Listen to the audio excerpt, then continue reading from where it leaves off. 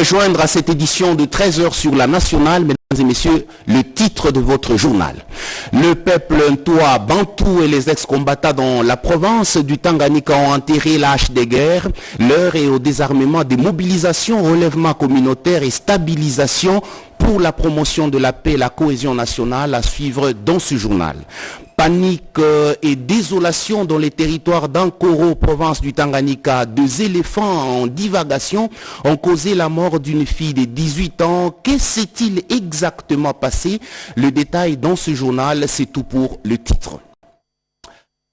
Et dans une totale effervescence que le premier citoyen de la République, chef de l'État, a été accueilli par la communauté estudiantine, le corps académique et le personnel administratif de l'Université pédagogique nationale. Félix-Antoine Tshisekedi Tshilombo a visité le bâtiment rectoral, réhabilité et lancé les activités sportives universitaires.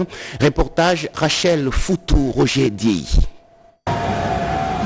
La 3e fois consécutive, en l'espace de 2 ans, le président de la République Félix-Antoine Tshisekedi Tshilombo est arrivé dans le campus universitaire de l'UPN pour se rendre compte de l'effectivité des travaux qu'il avait lui-même lancés en 2021 et dont le premier ouvrage construit ou réhabilité était déjà inauguré en 2023. Ce mercredi, le chef de l'État est émerveillé de visiter le bâtiment du rectorat totalement remis à neuf avec des salles de réunion, une salle de conférence et des bureaux du rectorat totalement équipés. Pour cette 3e phase, le chef de l'État a apprécié la construction du complexe sportif qui porte son nom sur cette colline universitaire. Un terrain de basketball de standard international et un terrain de football répondant aux standards FIFA avec une certification de Gianni Infantino, le président de la FIFA. Assis au milieu des professeurs, étudiants et enseignants, le chef de l'État a suivi les différentes prises de parole. Le représentant des étudiants a remercié le chef de l'État pour la métamorphose de l'UPN. Monsieur le Président, vous avez donné à l'UPN son prestige et aux étudiants leur dignité, a-t-il dit. Quant à la madame le recteur, elle a reconnu que son établissement a reçu une attention particulière du chef de l'État qui l'a complètement rénové. Notre institution universitaire a été fondée en 1961 comme Institut pédagogique national, IPN en sigle. Il a changé de statut en 2005 pour devenir Université pédagogique nationale, UPN. Nous célébrons cette année le 20e anniversaire de notre université. Excellence, Monsieur le Président de la République, vous avez fait de la rénovation et de la modernisation des universités le centre de vos préoccupations. Et l'UPN est l'un des grands bénéficiaires de cette vision. Je dirais même à Lingala, aux Ali Papa Nabiso.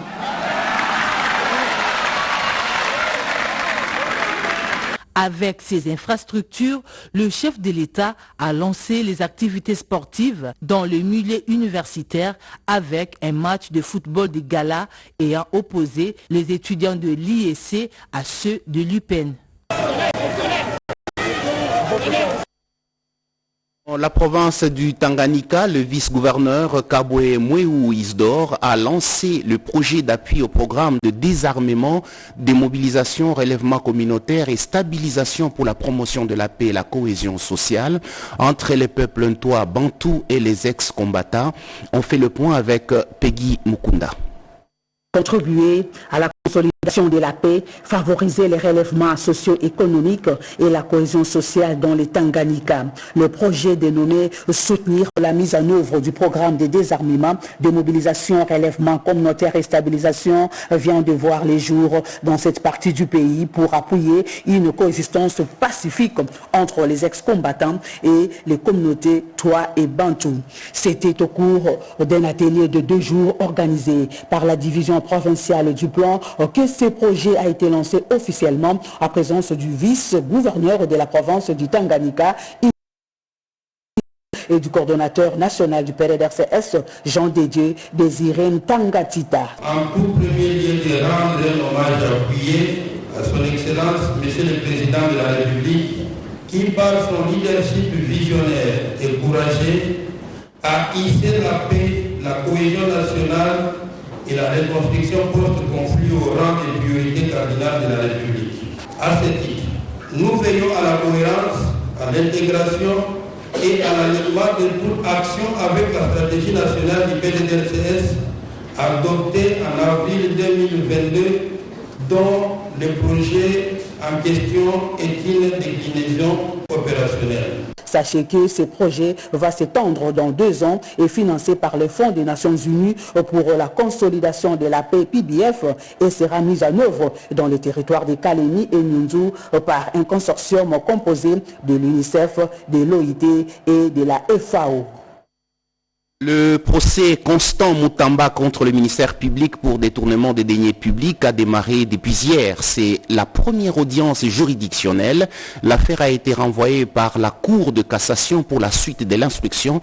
On fait le point avec Edith Chala. L'audience introductive d'instance s'est ouverte mercredi à la Cour de cassation. Le ministère public poursuit l'ancien ministre d'État, ministre de la Justice et garde des Sceaux, Constant Mutamba. Lorsque le président de la composition ouvre l'audience, le prévenu n'est pas dans la salle d'audience Marcel Liaou, mais son costaud conseil est présent. L'avocat général, Floribert Volanzungu, du ministère public, est chargé de la lecture de l'acte d'accusation. Tous les faits reprochés à l'ancien garde des Sceaux sont exposés. Les lois enfreintes sont rappelées.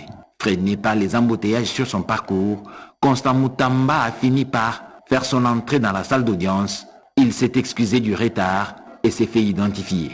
Dans la foulée, ses avocats ont fait remarquer à la composition que l'exploit était entaché d'irrégularité, pas accompagné de la requête du ministère public, comme l'exige la procédure pénale. Le président de Séyan, Kibambe Moquette, rejette le moyen et s'est dit régulièrement saisi à la défense de poursuivre, sollicitant la remise au 6 août, le temporel de compulser les dossiers qu'ils n'ont pas reçus jusqu'à l'heure de l'audience. Le ministère public, ne trouvant aucun inconvénient à cela, car faisant partie intégrante du droit de la défense, n'a fait aucune objection. Prenant en compte ce droit inaliénable de la défense, le président de la composition, Kibambe Moquette, a renvoyé au 23 juillet 2025 à 10h la prochaine audience afin de poursuivre l'instruction du dossier.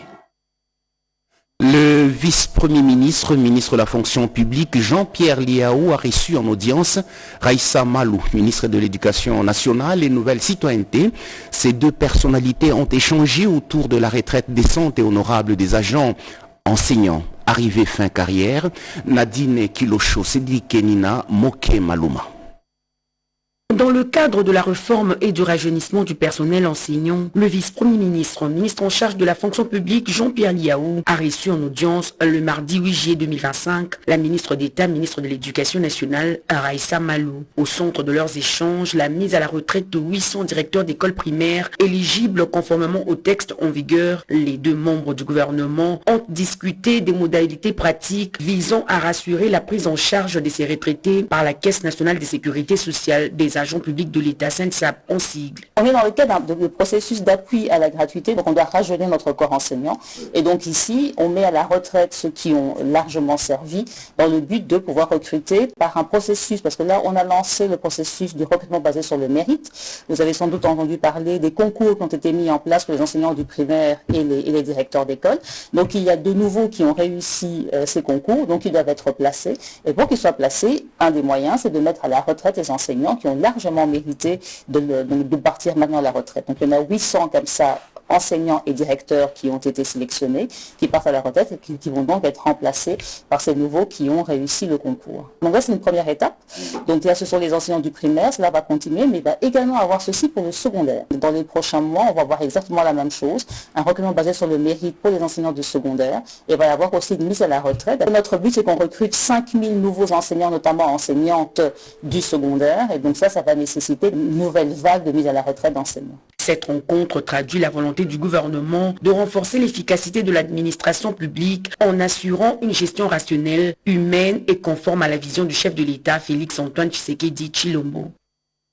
La délégation syndicale et les cadres de la direction d'identification des élèves et du suivi du cursus scolaire ont échangé avec le directeur du cabinet de la ministre de l'Éducation nationale et Nouvelle Citoyenneté. Au menu, le fonctionnement et les missions du CERNI. Chimène Dondo, commentaire. Le ministère de l'Éducation nationale et Nouvelle Citoyenneté poursuit la sensibilisation sur les réformes de rationalisation de bureaux gestionnaires entamées en début juin dernier avec la rencontre entre le délégué cadre de la direction d'identification des élèves et du suivi de cursus scolaire CERNI. Une autre délégation a dévisé avec le directeur de cabinet Simon Zono de la ministre d'État en charge de l'Éducation nationale, Raïcha Malou, autour de la même préoccupation de la supposée suppression d'emplois. CERNI à la suite de la rationalisation de bureaux gestionnaires. La problématique c'était beaucoup plus liée, n'est-ce pas, au dossier CERNI. CERNI qui est un service très très important au sein de notre ministère, mais il s'est fait que les informations à notre possession font état que ces services seraient, n'est-ce pas, menacés de disparaître.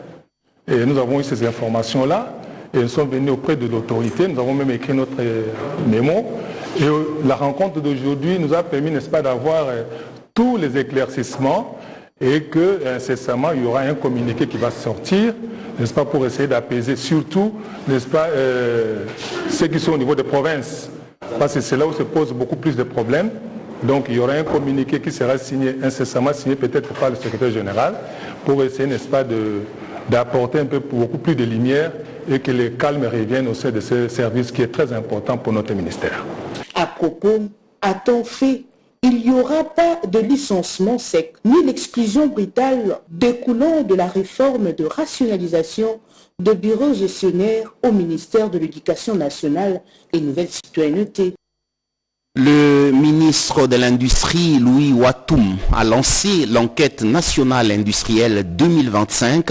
Objectif, savoir qui fait quoi exactement et où dans les domaines de l'industrie, images et commentaires.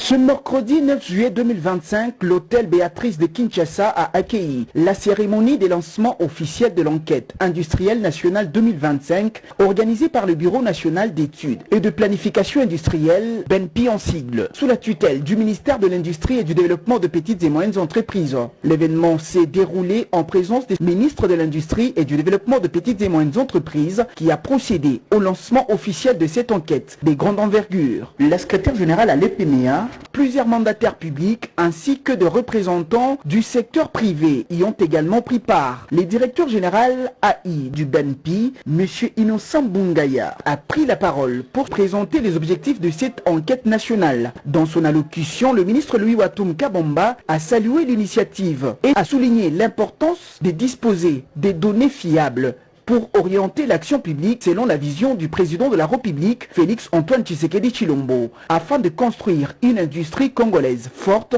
compétitive et génératrice d'emplois. Il apparaît évident dans ce contexte de disposer des données sectorielles fiables et mises à jour, permettant d'évaluer la mise en œuvre de cette politique et des mesures prises par le gouvernement en faveur du secteur et en même temps de comprendre la trajectoire du développement industriel. La cérémonie s'est poursuivie avec un exposé technique et suivi d'un échange interactif avec le participant. Ces lancements marquent un pas concret vers une meilleure compréhension du tissu industriel congolais et un engagement renforcé pour le développement économique du pays. Le ministre des Ressources hydrauliques et électricité, Teddy Luamba Mouba, vient de doter le cadre et agents du secrétariat général de bus Pimpan 9 pour faciliter leur mobilité, témoin de l'événement Alain Bikaï. L'amélioration des conditions de travail du personnel de son administration fait partie de ses priorités. C'est dans ce cadre que le ministre des Ressources hydrauliques et électricité, professeur Teddy Luamba Mouba, a remis ces deux engins roulants pour faciliter la mobilité de ces derniers. C'est au cours d'une cérémonie sobre que le secrétaire général aux ressources hydrauliques a réceptionné ce bus Pimpan 9 qui viennent soulager tant soit peu les conditions de travail des agents de l'État sous sa tutelle. C'est la satisfaction totale. Le ministre est parmi des rares ministres qui sont passés à la tête de ce ministère qui a pensé aux agents et cadres de l'administration. Pour les professeurs Teddy Lomba Mouba, ces gestes entrent dans les cadres des actions sociales du gouvernement qui visent l'amélioration des conditions sociales des travailleurs de l'État. Sur ce, les patrons des énergies en République démocratique du Congo est revenu sur les objectifs assignés à son ministère avant d'annoncer le début des travaux de construction d'un bâtiment moderne de 10 niveaux devant abriter tous les services de son secteur.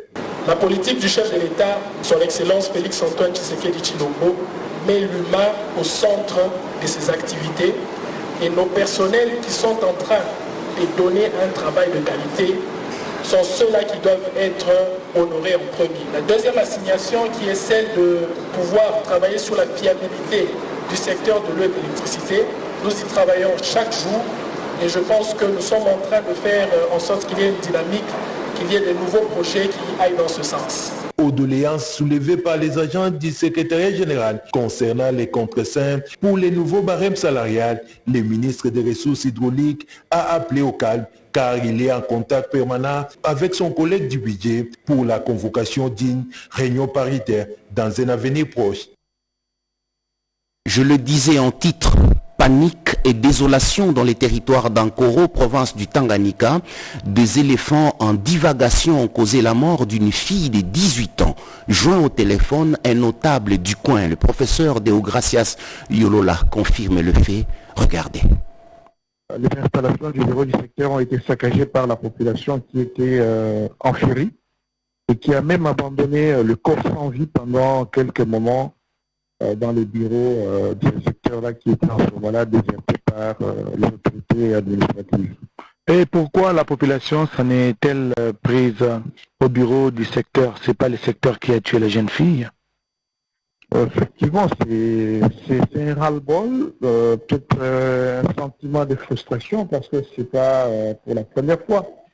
Ça fait longtemps, ça fait plus de 10 ans maintenant que chaque année, il y a des éléphants qui partent du parc de Lupemba, qui passent par le territoire de Bukama, Malindaokoulou et qui finissent autour d'Ankoro.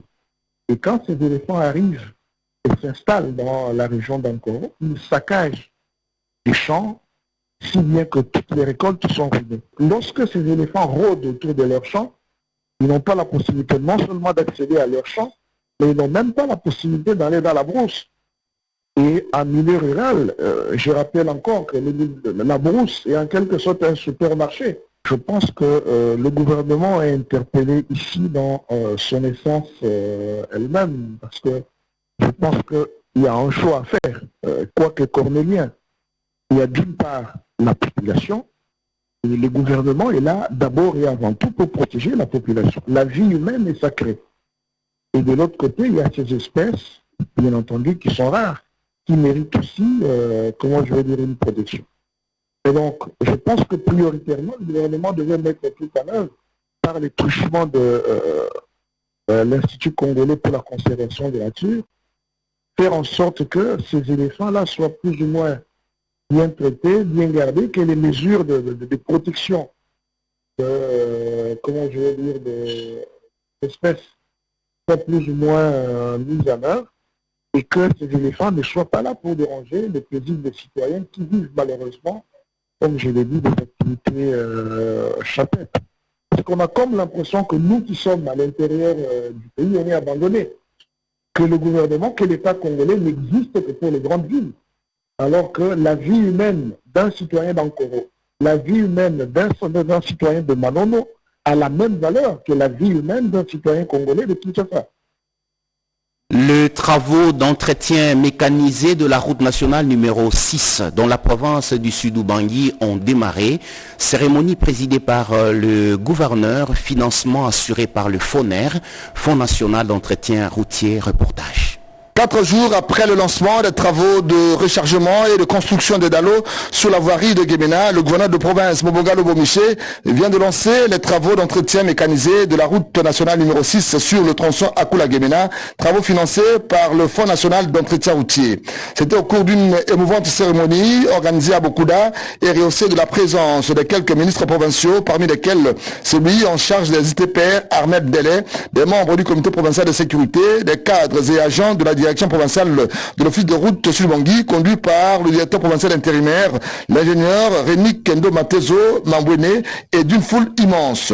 Dans son mot de circonstance, ce dernier a rappelé que le tronçon Akula-Gemena est lent de 115 km, mais seuls 60 km sont retenus par le FONER et un acompte de fonds à hauteur de 50% a été décaissé. Et donc, les 10 travaux vont s'effectuer sur 30 km. Prenons à son tour la parole pour lancer les travaux après le ministre provincial des ITPR qui a décrit la manière dont ces travaux vont se faire. Le gouverneur de province a d'abord rendu ses hommages les plus déférents au président de la République, chef de l'État, Félix Antoine Tshisekedi Tshilombo, qui place la réhabilitation des infrastructures routières parmi ses priorités et a demandé à ceux à qui les travaux sont confiés de le faire avec expertise et avec une gestion orthodoxe des fonds mis à leur disposition. Ensuite, il s'est mis dans une tenue de chantier et a pris le volant de la niveleuse pour donner le go à ces travaux sous les applaudissements de l'assistance. À la fin de la cérémonie, Moboga Lobomiché s'est confié à la presse pour livrer ses impressions. Voilà que maintenant nous venons rejoindre la vision du chef de l'État, son Excellence Félix Antoine Tshisekedi, pour la réhabilitation de cette route RN6. Et je suis très content parce que toutes les choses ont concouru à notre bien. Voilà les travaux de la réhabilitation de la route Akula-Gemena qui était pour nous hier casse-tête. Demain, ça va devenir un bon projet. Le commissaire divisionnaire adjoint, le général André Mbombo Manda, a appelé toutes les unités du Kasaï oriental à œuvrer pour redorer l'image de la police nationale congolaise. C'était au cours de la parade au stade Kachala Bonzola. Reportage Magui Massanka. C'est la première parade du nouveau commissaire divisionnaire adjoint de la PNC Kasaï oriental depuis sa prise de fonction. Le général André Mbombo Manda a tout d'abord rendu des hommages mérités au chef de l'État Félix Antoine Tshisekedi Tshilombo pour l'avoir nommé à ses postes. Dans sa causerie morale, il a appelé la police au respect de la dignité humaine et des lois de la République. Sa causerie morale était centrée sur 3 éléments dont l'ordre public, les rapports avec la population et la discipline. Pour y parvenir, le numéro 1 de la PNC Kasaï oriental a invité tous les commandants à tous les niveaux au recyclage de leurs troupes. Le général André Mbombo Manda promet d'être sur le terrain pour inspecter les unités. Notre mission, c'est protéger les populations et leurs biens, et ce qui équivaut à l'ordre public. C'est-à-dire nous sommes les agents de l'ordre. Et quand nous parlons de l'ordre public, c'est une notion qui englobe 3 aspects. Et nous avons épinglé ces aspects-là: la sécurité publique, la tranquillité publique et la salubrité publique. Au cours de cette parade, nous avons eu à nous adresser directement aux policiers de la province Kasaï oriental pour qu'ils intériorisent leur mission, qui est d'ailleurs une mission constitutionnelle, et tous les textes qui organisent la police reprennent la même mission pour que nous soyons dans la population, proche de la population, avec la population. Il a présenté à tous les éléments sur place ses 3 adjoints, dont le chargé de la police administrative, le colonel Guilain Sangwanyembo, le chargé de la police judiciaire, le colonel Mutombo Kafunda, et celui chargé de l'appui et gestion, le colonel Chimanga. Le défilé de troupes a sanctionné cette grande parade tenue au stade Kachala Bonzola. Mutualiser les idées pour attirer plus d'investisseurs dans le secteur minier afin de développer la province du Nord Kivu. Voilà en tout cas l'objectif du mini-forum sur la gouvernance minière organisé par le gouvernement provincial à Beni. La cérémonie d'ouverture des travaux était présidée par le gouverneur militaire Somo Kakule Evariste Mireindeke. Le secteur minier, pris dans sa globalité, est porteur d'espoir pour notre pays. Malheureusement, il est resté l'un des secteurs à défi, particulièrement en ce qui concerne l'exploitation minière artisanale. Il n'est un secret pour personne que plusieurs tonnes de produits miniers échappent souvent au contrôle de l'État.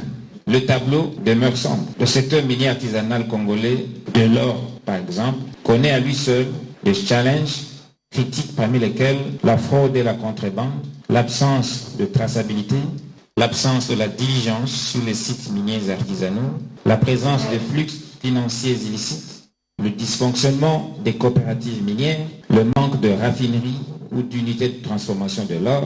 Et tous ces problèmes influent négativement sur les recettes publiques de l'État, voire même sur la crédibilité de l'État à l'international. Le forum qui nous réunit ce matin devrait révéler des pistes de solutions à ces défis qui sapent le développement. La problématique de la gouvernance du secteur minier en province suscite plusieurs interrogations. Quel est le potentiel minier de la province? Qu'est-ce que nous voulons de nos minerais d'exploitation artisanale? Où va l'or exploité à Mangouruziba, à Etaïto et ailleurs? Même chose pour le diamant et d'autres matières. Quelles stratégies et mécanismes doit-on mettre en place pour améliorer la gouvernance du secteur minier?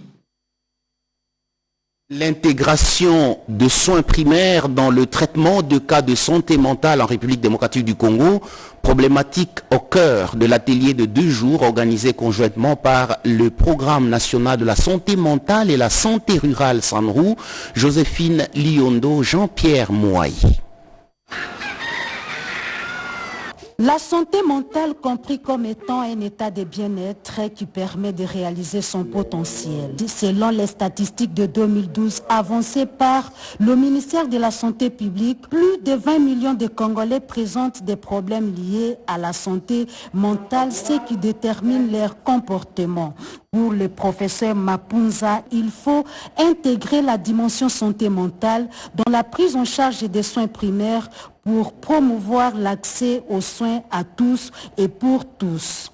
Le directeur du programme national de santé mentale, Gédéon Samba, s'est lui appesanti sur les pesanteurs de la mise en œuvre de l'intégration de la santé mentale, notamment en ce qui est de l'ordre technique, financier, politique, avant d'évoquer les déficits communicationnels. Les gens ne savent pas ce qu'est la santé mentale.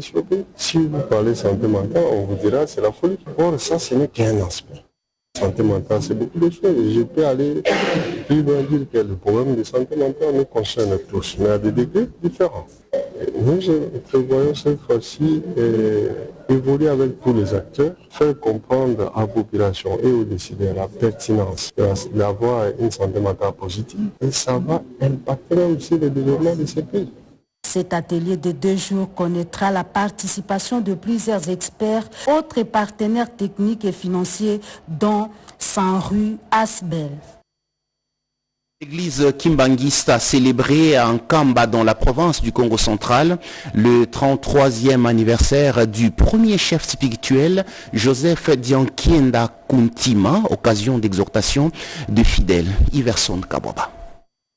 Nkamba 8 juillet 2025, des fidèles kimbanguistes venus de tous les coins du monde se sont réunis en Nkamba, Nouvelle-Jérusalem, dans la province du Congo central, pour commémorer le 33e anniversaire de la disparition du premier chef spirituel de l'église kimbanguiste, Joseph Diankienda Kuntima, 3e fils du prophète Simon Kimbangu, le fondateur de l'église kimbanguiste. Pour ce 33e anniversaire, plusieurs personnalités ont rehaussé de leur présence, notamment le président du Conseil supérieur de l'audiovisuel et communication, Christian Bossembe, aussi Deo Bizibou Balola, conseiller à la présidence de la République, accompagné du patriarche Moussoussou, le seul survivant des 13 députés de l'IDPS. Nous devons donc nous référer à l'église kimbanguiste si nous voulons construire davantage notre beau pays.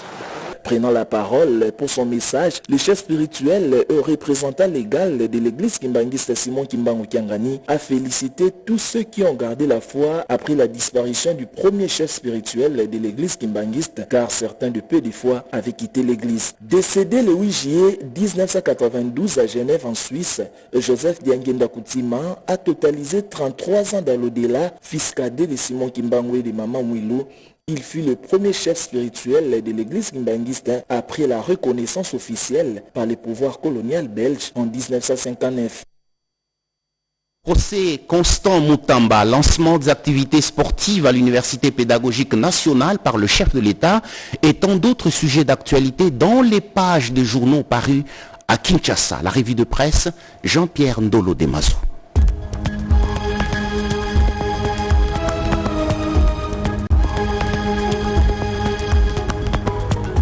Bienvenue mesdames, messieurs à cette revue de presse du jeudi 10 juillet 2025. RDC-Rwanda, Trump annonce la venue de Tshisekedi et Kagame à la Maison-Blanche, révèle Info27.cd. Donald Trump a confirmé la signature prochaine d'un accord de paix final entre la RDC et le Rwanda à la Maison-Blanche. Ce pacte, fruit d'un accord préliminaire signé le 27 juin à Washington par les ministres des Affaires étrangères de deux pays, vise à mettre fin à 3 décennies de conflits meurtriers. Tshisekedi et Kagame sont attendus dans les prochaines semaines pour sceller ce tournant diplomatique qui prévoit notamment le retrait des troupes rwandaises de l'Est de la RDC et un cadre d'intégration économique régionale. Le groupe 1-23, exclu de l'accord, fait l'objet de négociations séparées au Qatar.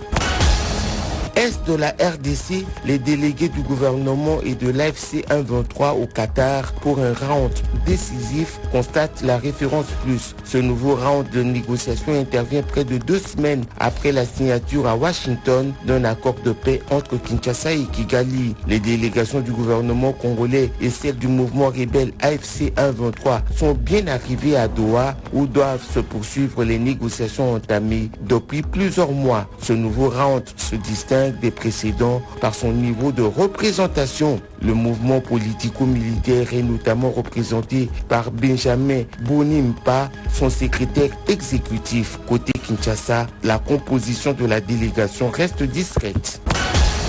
Choléra en RDC, Kinshasa en épidémie, 830 cas et 78 morts enregistrés, annonce actualité.cd. Kinshasa, capitale de la RDC, est sur le point d'être déclarée officiellement en épidémie de choléra après plusieurs mois de notification de la maladie. À ce jour, toutes les zones de santé, 23 au total, sont touchées, 830 cas de choléra et 78 morts, soit une létalité de 9,4%. Selon le ministre provincial de la Santé, Patricien Gongo, la majorité de décès sont communautaires. Lubumbashi, une dizaine de détenus meurent après une coupure d'eau à la prison de Katsapa, titre 7sur7.cd. Une grave crise humanitaire s'écoule la prison centrale de Katsapa à Lubumbashi, dans le Haut-Katanga, où l'organisation de défense des droits humains et justice ASBL alerte sur la mort d'au moins une dizaine de détenus suite à une coupure prolongée d'eau survenue entre le 14 et le 20 juin dans cette maison carcérale. Dans un communiqué rendu public le mercredi 9 juillet 2025, cette organisation a précisé que cette situation a provoqué une épidémie meurtrière. Durant cette période critique, les prisonniers ont été contraints de recourir à l'eau stagnante des tranchées internes pour satisfaire leurs besoins. Fin de votre journal de 13h. Blandine Wavingana sera avec vous pour l'édition de 19h. Mesdames, Messieurs, excellente journée en compagnie de la nationale, la chaîne mère.